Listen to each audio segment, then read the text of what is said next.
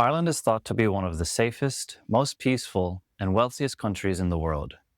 But that peace is fragile, and right now, we're asleep. Over the past 20 years, Ireland has become a hub for global trade, tech, finance, and communication. And that makes us a target for cartels, cybercriminals, traffickers, oligarchs, and even foreign governments. This is a wake-up call, because Ireland is under threat and the people in charge are pretending everything is fine. We're a small island with a massive coastline on Europe's edge, perfect for smugglers, and the cartels know it. Record-breaking cocaine hauls have landed through our Atlantic waters. Our ports are busy, our surveillance is light, and our sea border is wide open. Most of the world's internet traffic crosses through undersea cables that connect the US and Europe, and they land right here in Ireland. Security experts have warned, these cables are vital but vulnerable. In 2022, Russian ships were spotted loitering near them, spying, mapping. No one really knows, because we didn't stop them or investigate. Our Navy is too underfunded to even patrol our waters properly. We have grown exponentially in wealth and made an empire with open doors instead of walls and security. Our maritime life is almost completely unprotected, with just 8% of it protected. We need a bigger Navy and at least 30% coverage to even think about patrolling these seas properly. We are subject to bottom trawling and other dangerous practices, which I will attach a link to explain more below. Meanwhile, our border with Northern Ireland makes it even easier for traffickers, fuel launderers, and smugglers to operate undetected, removing chemical markers from subsidized fuel and reselling it for profit, often to fund wider criminal networks. Ireland sold itself as the European home for big tech. Google, Facebook, Apple, Microsoft. They're all here. That's good for jobs, but it makes us a massive cyber target. Foreign governments, especially Russia and China, have a clear interest in spying on Irish-based tech hubs. Cybercriminals want in too. We already saw the consequences when hackers shut down the HSE in 2021. Ireland's health system was paralyzed, and it cost us over 100 million. Now, imagine that kind of ransomware attack on a tech giant's European headquarters. That damage wouldn't just hit Ireland, it would hit the entire world. Experts have already warned, Ireland is one of the weakest links in Europe's cyber defenses. Ireland is one of the world's top pharma exporters. We produce vaccines, essential drugs, and medical tech for global use. But that makes us a target for industrial sabotage and theft. International gangs have already stolen batches of prescription drugs here. Interpol once warned Ireland that Irish fentanyl was ending up in the hands of traffickers. If Ireland's pharma sector was ever disrupted, whether by criminals or cyber attacks, it wouldn't just hit us, it would create a global health crisis. Since Brexit, Ireland became the finance hub of EU. But with that money comes risk. Crime syndicates and oligarchs are using Ireland as a safe zone for dirty money. A Nigerian gang called Black Axe used Irish banks to move millions through fraud. Russian oligarchs have hidden assets in Irish property and shell companies. We even had to seize a super yacht docked here, linked to Putin's inner circle. And while regulators tighten the rules, financial criminals are already 10 steps ahead. While politicians and populists focus on one-off attacks by individuals, the real threat is being ignored. Not random violence, organized power. Foreign crime syndicates are embedding themselves across Ireland. And unlike lone attackers, these gangs don't strike once and vanish. They settle, recruit, launder, and grow. Let's start with a group called the Russians, which are actually a Lithuanian-run heroin network. They trafficked their own countrymen into Ireland and forced them into the drug trade under brutal conditions. They didn't just join the heroin market, they transformed it. They brought military-style discipline, ruthless efficiency, and total control. In 2025, a Ukrainian couple was arrested at Dublin Airport with 340,000 euro in smuggled cash, suspected links to a transnational gang, charged with money laundering and terror financing. That's not petty crime, that's infiltration. Vietnamese grow houses have quietly flourished across Irish towns. Rural and suburban homes turned into massive indoor cannabis farms. And it's not one gang. It's a network operating across countries, running millions in illegal cash. Then there are the Chinese triads, groups like 14K and Wo Xing Wo. They've been here for decades. Their business, human trafficking, money laundering, drugs. Their operations are quiet but deadly efficient. often involving turf war and violence hidden from public view. Next, we have cross-border and cross-continent operations. In May 2025, Spanish and British nationals were arrested in Dublin trying to push €1.6 million worth of heroin. Those weren't amateurs, they were part of a sophisticated network working with Irish gangs. Our borders are open, and criminals are networking better than our governments. We also have two Russian groups, SMART and TGR, that have used Irish banks and crypto to launder funds tied to Russian organized crime. And we let them. Our financial systems are being exploited, and unless stopped, it won't be long until they start buying up influence, not just assets. What's more dangerous, one violent act by a desperate migrant, or a silent network of traffickers, money launderers, and killers slowly embedding themselves into our country? They don't need to overthrow the system, they just need time, and they're getting it. It's not just foreign gangs we need to worry about.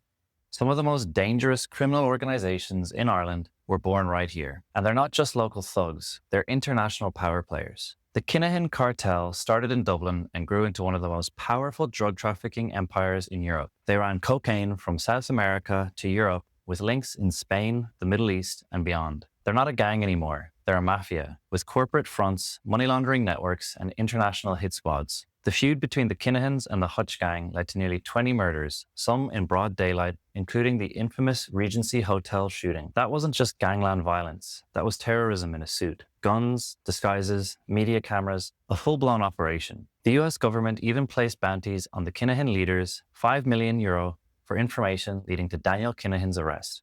That's how dangerous they've become. And now there's a new threat rising, not because crime disappeared, but because the Kinahan cartel has been wounded by international sanctions and arrests. But cartels don't vanish. They leave behind power vacuums. One group filling that vacuum is an Irish gang known informally as the Family. Based in Dublin, they are violent, disciplined, and expanding. Unlike the Kinahans, they're not building an empire abroad. They're burrowing deep into Irish society, recruiting locally, intimidating communities, and operating with brutal efficiency. This isn't a foreign invasion, it's a domestic consolidation. And once gangs like this are embedded, they don't disappear. They settle, they invest, and they corrupt. And while Gardaí have had major successes, including arrests and seizures, these groups adapt fast. They operate across borders, across systems, across languages. That's not something our justice system is built to handle. Between the Kinahans, the Family, and the emerging alliances with foreign syndicates, Ireland now plays host to a criminal ecosystem where native and foreign actors work together, not in competition, but in collaboration. And every time politicians pretend it's just a few bad apples or isolated incidents, they give these networks more time, more space, and more power. Ireland is supposed to be a neutral country. We're not in NATO, we don't fight foreign wars. But our defense forces are weak, underfunded, understaffed, and under-equipped. The Navy can't cover our coastline or our maritime zone. Until recently, we didn't even have proper air surveillance over our own skies. A 2024 government report admitted it. Ireland is vulnerable to hybrid threats like cyber attacks, espionage, and sabotage. If there were ever a serious incident, we'd be relying on other countries to defend our territory. There's also a huge hypocrisy in Irish foreign policy. We say we stand for peace, we say we support Palestine. People like Simon Harris, Micheál Martin condemn Israel's attack on Gaza as atrocities. But yet they turn a blind eye to the part we play in it. Ireland are actually the second biggest accomplice after America in the conflict, and nobody is talking about it. Every week, US military planes fly through Shannon Airport, carrying troops and equipment to the Middle East. And we let them. We are facilitators. We do not do inspections, we have no accountability, just quiet cooperation. That gear doesn't go to Disneyland, it goes to war zones. And some of it ends up in Israel or has been used to destabilize the countries around it. So while our leaders speak out against genocide, Ireland is helping to make it happen. While some protest racism and the others protest the right for Irish people to defend Irish interests in Dublin city centre, military equipment flies into the Shannon. You are protesting the wrong spot. We are not neutral, we're not pro-Palestine, we are complicit. Hermann Kelly, leader of the Irish Freedom Party, gave a powerful warning about where Ireland's immigration policies are taking us. He argued that the current trajectory doesn't just lead to disaster, it's already producing tragedy. And worse still, he claims the state is actively hiding the consequences from the public. Kelly called Ireland's silence a choice made to appease liberal sensibilities, not serve the truth. He pointed to Sweden, where government data showed foreign nationals are 2.5 times more likely to commit rape or sexual assault. In Lower Saxony, Germany, a study revealed that during just 1 year, from 2015 to 2016, 92% of a 10% spike in serious crime was committed by new migrants. And the pattern is visible in Ireland too. In 2022, 12 women were murdered. 5 of those killings were carried out by non-Irish nationals. But instead of confronting this reality, Kelly said that Taoiseach Leo Varadkar acted like it didn't exist. He mocked Varadkar's position by comparing it to saying, Ronaldo has no connection to football and goals. Kelly also raised the case of Joseph Puska, the man convicted of murdering Aisling Murphy, a young teacher killed while jogging along a canal. Puska, a Slovak Roma, had never worked a day in Ireland. His family lived in publicly funded houses, and according to Kelly, this was not some one-off tragedy.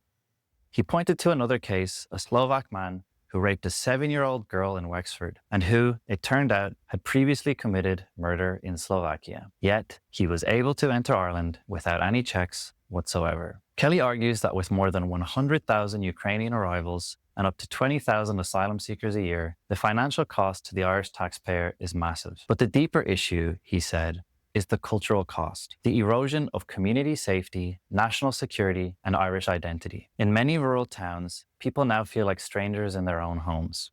Another point to mention by Nick Delahanty was that if our tech giants ever left Ireland and pulled the rug on us, we would be absolutely screwed. We would just simply have no way to take care of these people and Ireland. And that is a very scary and real thing with what is going on with Trump and his economic advisor. Kelly summed it up bluntly. This isn't about compassion. It's not even about policy. It's a second act of colonization carried out without the knowledge, consent, or support of the Irish people. We're told that immigrant-related crime in Ireland is not significant, that there's no cause for concern, that anyone who asks questions is just spreading hate. But if that's true, why is the data hidden? In countries like Sweden and Germany, offender stats include nationality and immigration status. Not to generalize, but to inform policy, protect communities, and spot patterns. In Ireland, we don't get that. We're told there's no link, yet the government refuses to release the numbers that could confirm or deny it. That's not a coincidence, that's a cover-up. The same way that the hate speech bill would actually cover up discourse and protect the government from criticism while they control the narrative. Independent researcher Nick Delahanty has filed hundreds, if not thousands, of FOI requests to IPAS centres and state agencies. And what he's uncovered is disturbing. Reports of fires, assaults, violent threats, and sexual incidences inside or around IPAS centres. A growing pattern of local fear and unrest in towns where these centres are placed without warning or consultation. Tens of millions in state contracts going to groups with close ties to Fianna Fáil and other political players without public scrutiny. You can actually see videos from this on Instagram from Michael McCarthy's page, which I'll link below as well. But here's the worst part. Much of the information returned under FOI was so graphic or alarming, it was deemed inappropriate to disclose publicly. Even redacted reports hinted at systematic disorder, intimidation of staff, and loss of Garda control. And where is RTE in all of this? Ireland's national broadcaster has barely touched these revelations. Why would they? RTE is state-funded and acts as an arm of government messaging. They speak for the cabinet, not for the Irish people, like many have allowed themselves to believe. You can bet if Nick Delahanty uncovered positive stats about IPAS centres, it would be on the front page. But when it's fire, violence, fraud, and political connections, silence. We are not calling for scapegoating, we are calling for transparency. If there is nothing to hide, then release the data. If the system is working, then prove it with facts, not slogans. Because right now, a growing number of Irish citizens are being told to shut up, stay quiet, and smile while chaos is unfolding behind closed doors and leaking into the streets. That's not democracy, that's deliberate deception. Once upon a time, Ireland actually had transparency. It was called Benefacts, the first public database that let people see where every cent of public money was going in the non-profit sector. And it worked. In fact, it worked too well. Nick Delahanty began digging into why Benefacts was shut down. What he found? A scandal hiding in plain sight. Benefacts had published a state funding directory showing exactly how much money went to NGOs, charities, politically connected groups, and where it all ended up. It didn't take long between huge inefficiencies and questionable connections began to surface. People started asking questions about double payments, bloated admin costs, and funds going to groups with ties to politicians and party insiders. And within months, the government pulled the plug. They claimed it wasn't worth the money. The cost of Benefacts was less than 0.001% of what the government spends on nonprofits. The government's own commissioned report admitted that the value of Benefacts far outweighed its costs. They even warned that shutting it down would damage good governance and reduce critical public oversight. So why kill it? Because Benefacts didn't protect them, it protected us. The truth is, most of these organizations, the ones raking in state funds, aren't accountable to the public. They serve NGO elites, political donors, and insider networks. Benefacts exposed that. And instead of fixing the waste and the cronyism, the government did what they always do: kill the light before the people see what's really happening. Benefacts showed us what's possible when we have access to real information. It was proof that transparency works, and that's exactly why it was taken from us. We need to resurrect Benefacts, or build something even stronger. Because right now, there is no serious oversight of where your money goes, only silence and spin. So, Benefacts is dead. The watchdog is gone. But the money, it's still flowing, just quietly and in all the wrong directions. The Government of Ireland recently announced €6.5 million in STEM funding for 40 different initiatives. Sounds promising, right? STEM, that's what we need? Until you look closer. €61,000 went to a group called CLOUD, which stands for Climate, Literacy, Outreach, Inclusion and Diversity. €60,000 was granted to a project that builds connection to nature through theatre. €30,000 was given under a STEM initiative to UCD's Community Choir. This isn't science. This isn't tech. It's performative activism dressed up as innovation. So who decides where the money goes? That's unclear. Ministers like James Lawless and Helen McEnaney show up for the camera and smile, but no one is seriously vetting the impact of these projects. It's as if funding is based on buzzwords, not value. And while there are a few decent projects in there, like Nick Delahanty noted, such as Microsoft's Bite-Size and Brainwaves for junior achievement, they're buried in a pile of ideological fluff. This is not an educational strategy, it's a distraction strategy. And yes, many of the loudest voices shaping policy today come from activist NGOs, penal reform think tanks, and climate inclusion collectives, mostly staffed by left-leaning insiders, many of whom have no background in STEM or economics. Their expertise, narrative control. They know how to write a grant, host a diversity workshop, and get government funding. And now they're deciding what counts as STEM and what doesn't. Meanwhile, real AI development, cyber defense, and deep tech R&D get scraps or are ignored entirely. The newly appointed Minister for AI recently admitted she's never used ChatGPT and doesn't have DeepSeek, two of the most powerful tools in the world right now, but she assures us she'll learn quickly. We are gearing up for military offensives, shaking hands with people who condone war crimes, gathering aircraft rather than beefing up our Navy, Border Patrol, and radar and missile defense systems. Our local law enforcement on Garda Síochána are also crying out for more members, while the government call for a reduction and copy the failing British policing system. What a joke. That's not leadership.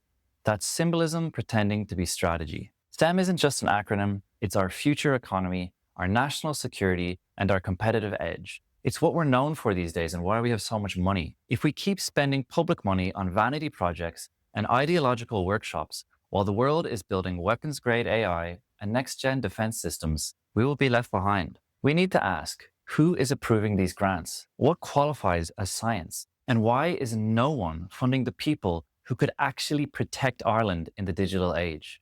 Let me paint you a picture of how absurd things have become in this country. According to the Irish Times, the Irish government just spent $335,000 building a bike shed outside Leinster House. Not a new school, not a hospital wing, not a community centre, a bike shed. For 18 bikes. That's over $18,000 per bike slot. And here's the punchline. Minister for Transport Eamon Ryan proudly claimed this was a good example of public sector climate action. Seriously? Nick Delahanty pointed out that a friend of his sent over a photo of the bike shed in his apartment complex. It fits 30 bikes and costs $9,000 for the whole thing to build. So what exactly are we paying for here with Leinster House? Because this doesn't look like climate action. It looks like a blank check for nonsense. The project, by the way, was pushed by Labour leader Ivana Bacik, another example of hollow virtue signaling wrapped in layers of greenwashed cronyism. That money could have gone towards community centres in poor neighbourhoods to keep underprivileged kids out of trouble, or, as Nick suggested, towards the €19 million scoliosis initiative that would have helped Irish children, many of them in constant pain, finally get spinal surgery. Tell me again how this isn't a sick joke. $2 billion to fund the housing projects mentioned above, while kids don't get medical treatment, and young families are denied resources to birth and raise the next generation. We're constantly told that Ireland's immigration policy is rooted in compassion and humanitarianism. But when you follow the money, the actual trail of state spending, a very different story emerges. One not of charity, but of cronyism, lucrative contracts, and a total lack of accountability. Take Donny Cassidy, for example, a former Fianna Fáil senator and now vice president of the party. One of his companies, Great Denmark Hospitality Limited, has received over €5 million in state contracts for providing emergency accommodation. In 2021, Cassidy purchased the historic Barry's Hotel in Dublin for €8 million, a building tied to the story of 1916. That hotel is now used to house asylum seekers, with the state paying him $1.5 million per year to run it. On top of that, Cassidy's company pays management fees to Dalata hotels while still charging the taxpayer even more. The profits are clear and the oversight is questionable. Cassidy isn't new to controversy either. In 2020, he famously organized the Golfgate dinner during COVID lockdowns, a gathering of 80 politicians and judges that led to the resignation of 2 ministers and an EU commissioner. And in 2022, one of his companies was quietly awarded €40,000 from the Arts Council, yet another example of his ability to tap into funds while avoiding public scrutiny.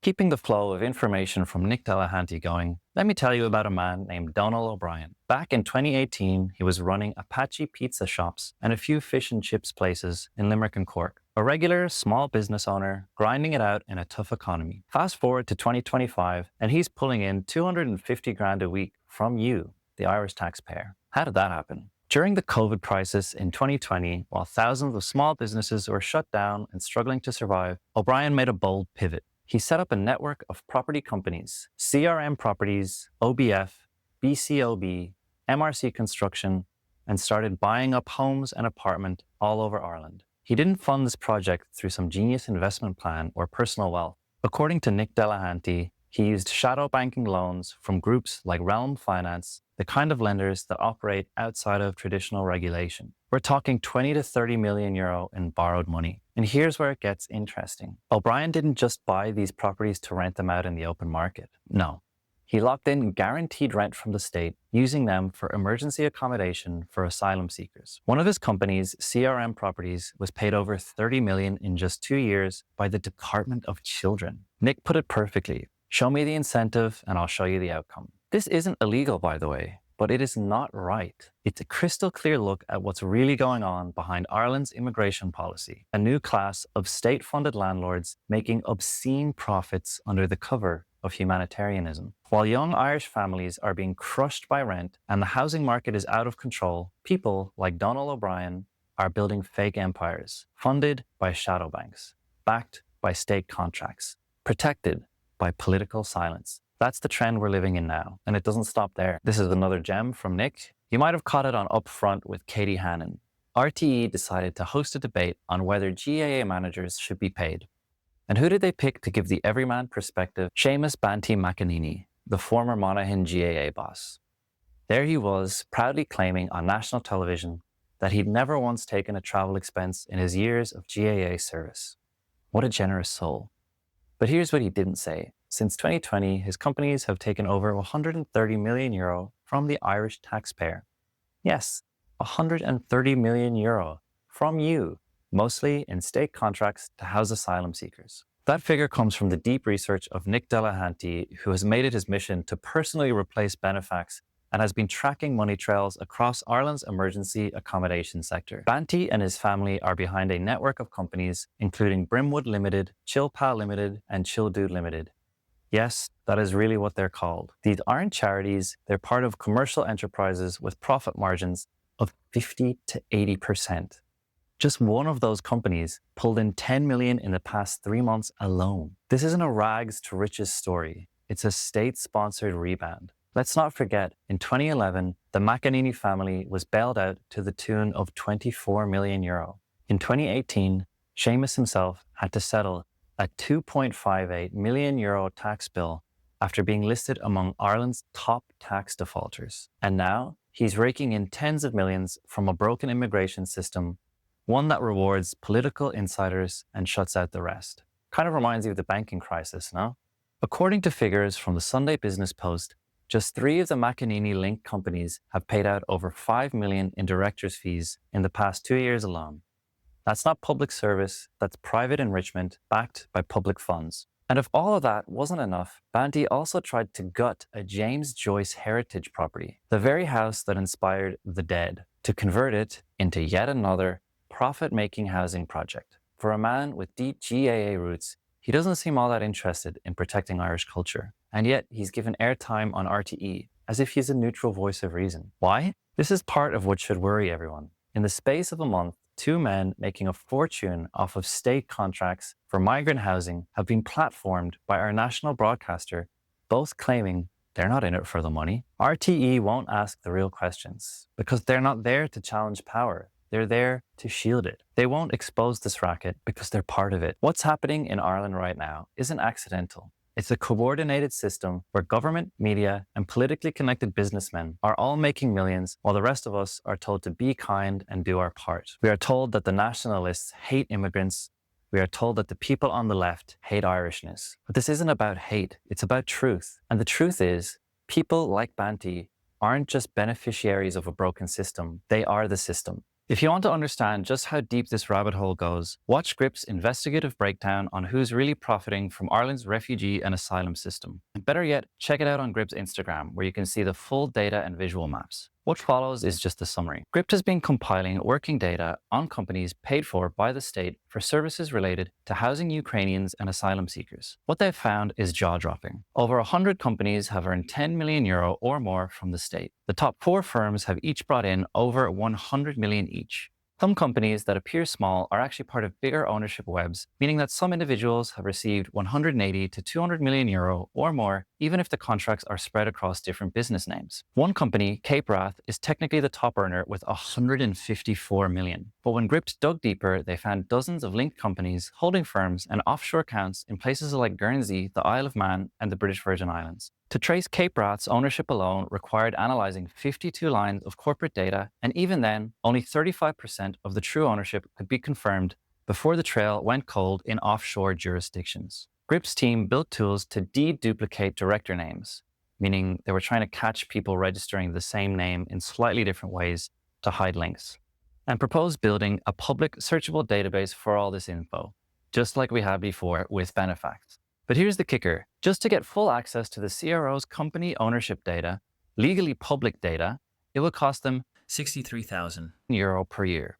That's more than 6 times what the access cost just a few years ago. In total, building a proper investigative platform would cost about €150,000, not including the months of full-time labor. So not only is the state handing out hundreds of millions in shady contracts, it's also charging journalists obscene fees to investigate where the money goes. This should all just be free, public, transparent information. But what GRIPT exposed is this.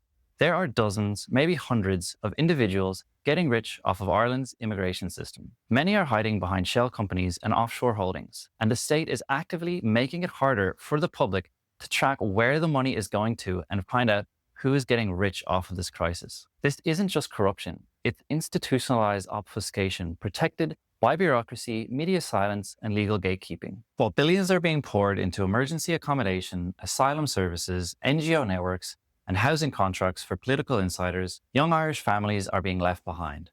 Rent is unaffordable, mortgages are out of reach, childcare costs rival second incomes, and state supports for new parents are minimal or delayed. This isn't just frustrating, it's civilizational suicide. Ireland's fertility rate has dropped well below the replacement level of 2.1 children per woman. The current rate hovers around 1.6 and it's still falling. That means fewer Irish children, more aging dependents, and eventually a society where there are too few workers to support the elderly, pay taxes, or maintain national systems. If this trend continues, Ireland will face a shrinking native population, a growing dependent class, and a replacement model of society managed through permanent mass immigration. And while corruption festers in high places, we also face a quiet war on cultural memory, now embedded in the SPHE curriculum. A recently released textbook includes 2 fabricated family case studies. Family A represents the so-called traditional Irish household, and it's portrayed as inherently hostile, backward, and xenophobic.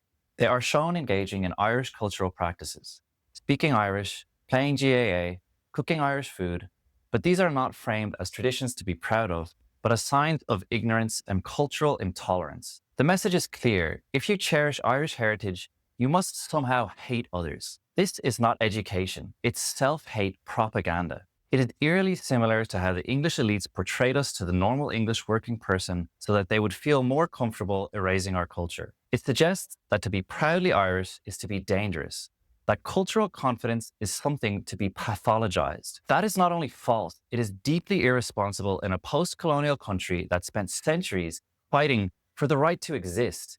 If this was any other country, the people on the left would be in outrage at what is going on. But somehow, when it comes to defending their own culture and their own heritage, they mock it. A curriculum that trains children to feel shame for their culture is not inclusive. It's erasure. Irish pride and global compassion are not opposites. They must grow together, or both will wither. The average Irish person who loves their culture loves other cultures too. When you abandon the people who built the nation, you don't just lose votes, you lose the nation. Ireland today is not what it pretends to be. Behind the speeches, the slogans, the photo ops and the press releases, we find a country under siege, not just from criminal networks and foreign cartels, but from our own government, our own institutions, and our own silence. We've exposed it all. A government that refuses to protect our coasts, a tech sector that made us rich but now makes us a target for foreign espionage, a healthcare system paralyzed by ransomware, a finance sector hijacked by fraudsters, oligarchs, and cartels, and a foreign policy so hypocritical we condemn genocide while fueling it through Shannon Airport. But the rot goes deeper. Organized crime, both foreign and domestic, is embedding itself across Ireland. From Vietnamese grow houses to Eastern European drug networks to Russian money laundering rings and the Kinahan cartel, Ireland is no longer a passive bystander. We are a hub for global crime and we're wide open. And part of that problem is because we're still following failed US-style drug war policies, even as the US itself moves on with medical cannabis and decarceration. Portugal decriminalized drugs over 2 decades ago, and the results were extraordinary. Addiction rates dropped, treatment access rose, and petty crime plummeted. We could do the same. By regulating safe strains, delivering medicine, and taxing the market, we would not only protect vulnerable citizens, we would strip power away from criminal networks overnight. And yet, those who ask for the truth are silenced. Our national broadcaster, RTE, does PR for the government while ignoring real investigations. Benefacts, the only tool we had for following the money, was shut down. And those sounding the alarm, like Nick Delahanty, and independent platforms like GRIPT, are forced to fight through legal barriers and state censorship just to show us the truth. We have billionaires pretending to be saints. We have GAA legends pocketing millions. We have greenwashed vanity projects funded with STEM money while kids are denied life-saving surgery. We're told to be kind while being robbed of our money and our culture. And now, the most dangerous lie of all, that anyone who asks questions is full of hate. This is not about hate, it's about honesty. This is about defending the country our grandparents built and died for, not selling it off piece by piece to appease elites, donors, and unelected ideologues. This is a wake-up call to every Irish citizen, young and old. Those of you who were on the left like I was, who went there with a sense of compassion, but now represent a withholding of information and uninformed opinions, please open your eyes, look at the big picture, and come back to us. You are welcome back anytime. There is no hate. I was once there too, and I understand. But we all need to work together to expose the real villains instead of fighting amongst ourselves. Because if we don't reclaim this country now, we'll wake up one day and realize it's already gone. We have a choice. An Ireland where corruption is normalized, where truth is censored, and where native citizens are pushed aside in their own land, or an Ireland that remembers who it is, that demands accountability, that defends its people, that builds for the future, not for headlines. The machine is exposed. Now it's time to fight for the Ireland that should have been and still can be.